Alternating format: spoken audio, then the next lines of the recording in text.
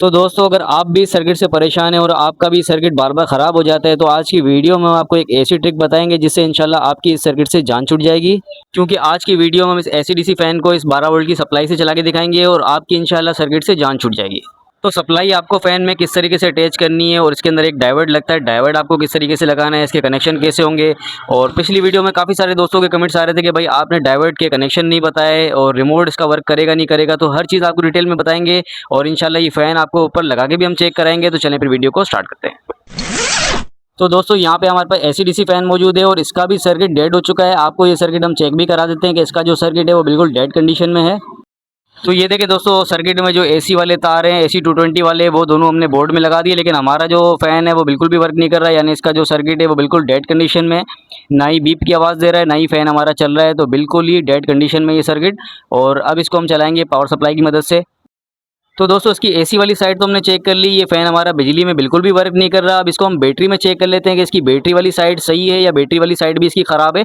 तो सबसे पहले इसको हम बैटरी में चेक करते हैं कि बैटरी में हमारा फ़ैन चल रहा है या नहीं चल रहा। तो ये देखिए दोस्तों, फ़ैन हमारा बैटरी में चल रहा है, यानी कि इसकी डीसी वाली साइड सही है और एसी वाली साइड जो है ना वो इसकी ख़राब हो चुकी है। यानी सर्किट हमारा सिर्फ और सिर्फ बैटरी में वर्क कर रहा है लेकिन बिजली में वर्क नहीं कर रहा। तो अक्सर इसी तरह होता है। तो 90% इन सर्किटों में यही मसला आता है कि फ़ैन जो है ना वो सिर्फ और सिर्फ बैटरी पे चल रहा होता है लेकिन बिजली पे फ़ैन नहीं चलता।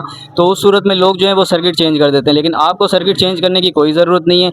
आज की वीडियो में हम जो आपको ट्रिक बताएंगे उस ट्रिक का इस्तेमाल करके इंशाल्लाह आप इसको डीसी वाली साइड से ही दोनों पे चला सकते हैं। यानी कि इसको एसी डीसी दोनों पर आप सिर्फ एक ही साइड से चला सकते हैं। किस तरीके से चलाएंगे मुकम्मल आपको गाइड करेंगे, वीडियो को पूरा देखेंगे तो इंशाल्लाह आपकी समझ में आ जाएगा। इसके लिए एक अदद आपको इस तरह का डायोड चाहिए होगा। डायोड आपको किस तरीके से लगाना है और डायोड का नंबर क्या है, हर चीज़ आपको गाइड करेंगे डिटेल में। तो दोस्तों इसके लिए यहाँ पे हमारे पास एक पावर सप्लाई मौजूद है। पावर सप्लाई इसमें आप कोई भी ले सकते हैं। हमारे पास 19 वोल्ट की पावर सप्लाई है। आप इसमें 12 वोल्ट की भी ले सकते हैं, 15 वोल्ट की भी ले सकते हैं और 19 वोल्ट की भी ले सकते हैं। तो वोल्ट का इसमें कोई इशू नहीं है, आप कोई भी सप्लाई ले सकते हैं। लेकिन अगर आप ज़्यादा वोल्ट की लेते हैं, जैसे आप 15 वोल्ट या 19 वोल्ट की सप्लाई लेते हैं, तो उससे आपके फ़ैन की स्पीड अच्छी होगी। फ़ैन आपका 220 पे अच्छी स्पीड में चलेगा। अगर आप 12 वोल्ट की सप्लाई लेते हैं तो उससे स्पीड में फ़र्क पड़ सकता है। तो कोशिश करें आप 19 वोल्ट की सप्लाई लगाएं या 15 वोल्ट की सप्लाई लगाएं।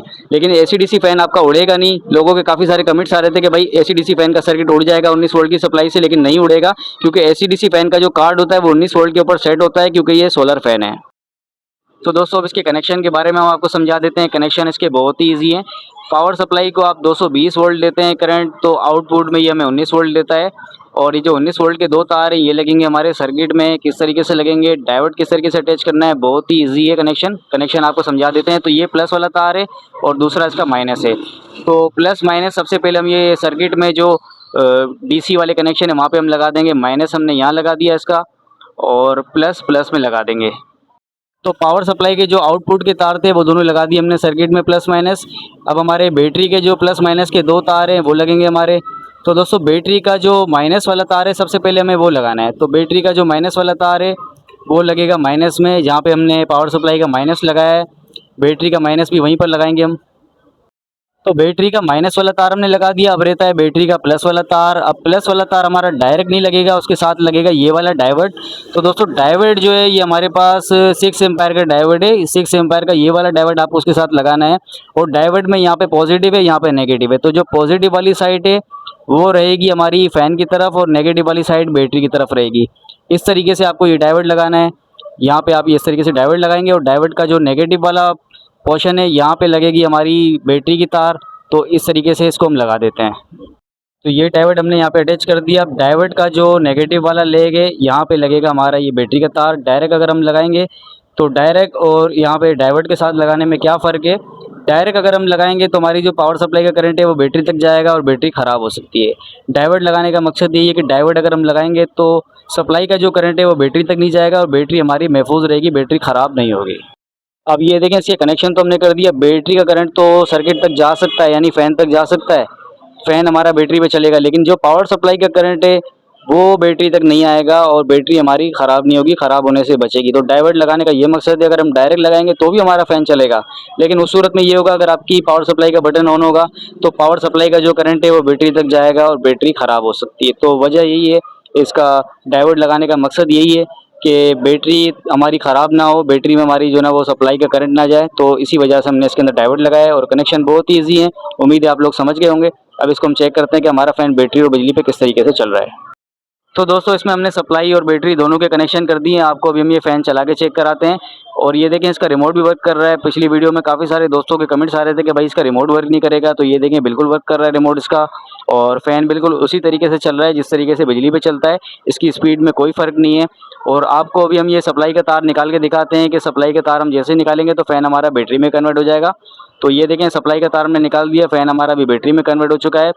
और जैसे ही ये सप्लाई का तार हम लगाएंगे तो फ़ैन हमारा सप्लाई पे आ जाएगा। तो इस तरीके से आप इसको एसी और डीसी दोनों पे चला सकते हैं।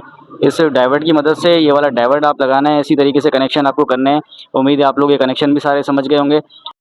और काफ़ी सारे लोगों के ये भी कमेंट्स आ रहे थे कि भाई आप ये फ़ैन खाली चला के दिखा रहे हैं, तो पर वगैरह भी लगा के इसको आप ऊपर फिट करके चेक कराएं कि भाई ये परों का लोड उठाता है नहीं उठाता है। तो इंशाल्लाह आपको ये फ़ैन हम ऊपर लटका के भी चेक कराएंगे। तो चले फिर इसको हम चेक कर लेते हैं। तो दोस्तों सप्लाई इसमें हमने अटैच कर दी है अच्छे तरीके से। कनेक्शन इसके सारे हमने आपको समझा दिए कि इसके कनेक्शन आपको किस तरीके से करने हैं।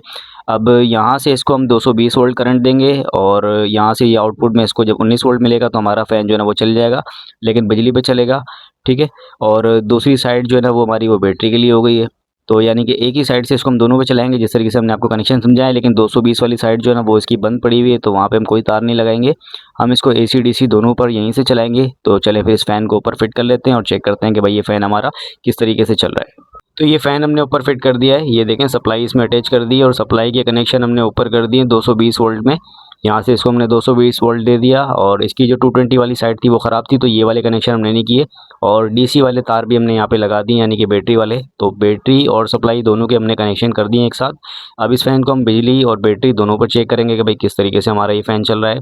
ब्लेड वगैरह लगा के बिल्कुल कंप्लीट करके ये फ़ैन हमने सेट कर दिया है। अब आपको हम चेक कराएंगे। और दूसरी बात ये कि सप्लाई अगर आप लोगों को ऊपर लगी हुई अच्छी नहीं लग रही तो सप्लाई को नीचे रख के भी आप चला सकते हैं। किस तरीके से चलाएंगे उसका भी हम आपको बताएंगे। सप्लाई अगर आप लोगों को अच्छी नहीं लगती है, आप लोग कहते हैं कि भाई बड़ी सप्लाई है ऊपर लगी हुई बुरी लग रही है, तो फिर आप उसको नीचे लगा दें जहाँ पे आपकी बैटरी अटैच होती है। आप उसी जगह पे सप्लाई लगा सकते हैं। अब ये फ़ैन आपको हम चला के चेक कराते हैं कि फ़ैन हमारा किस तरीके से चल रहा है। तो इसका बटन हमने ऑन कर दिया और ये देखिए फ़ैन हमारा ऑन हो चुका है। अब ये फ़ैन हमारा सप्लाई पे चल रहा है और इसकी स्पीड आप चेक कर सकते हैं कि किस तरीके से हमारा ये फ़ैन चल रहा है। बिल्कुल उसी तरीके से चल रहा है जिस तरीके से बिजली पे चलता है। इसकी स्पीड में कोई भी फ़र्क नहीं है। तो दोस्तों स्पीड बिल्कुल उसकी उसी तरीके से जिस तरीके से बिजली पे होती है, सप्लाई पे स्पीड में कोई फ़र्क नहीं आता। और जैसे ही हम ये बटन बंद करते हैं तो हमारा फ़ैन जो है ना वो बैटरी पे कन्वर्ट हो जाता है। ये देखिए हमारा फ़ैन जो है ना वो बैटरी पे कन्वर्ट हो चुका है। और आपको हम बैटरी भी दिखा देते हैं कि हम किस तरह की बैटरी में चला रहे हैं इसको। तो ये वाली बैटरी हमारे पास लगी हुई है, इस बैटरी में ये फ़ैन हमारा चल रहा है। तो दोस्तों इस तरीके से आप अपने फ़ैन को एसी और डीसी दोनों पर चला सकते हैं। अपने ख़राब वाले सर्किट को इस तरीके से जुगाड़ करके चला सकते हैं। और दोस्तों ये जो सप्लाई है बहुत पायदार सप्लाई होती है, जल्दी ख़राब नहीं होती है। इंपोर्टेड सप्लाइयाँ होती हैं, आप बाहर की ले लें, एचपी की ले लें, डेल की ले लें या सोनी की ले लें, अच्छी सप्लाइयाँ होती हैं। तो उम्मीद है वीडियो आप लोग अच्छी लगी होगी। वीडियो अगर अच्छी लगी तो वीडियो को लाइक कर दीजिएगा और चैनल अगर आपने सब्सक्राइब नहीं किया तो सब्सक्राइब लाजमी कर लीजिएगा।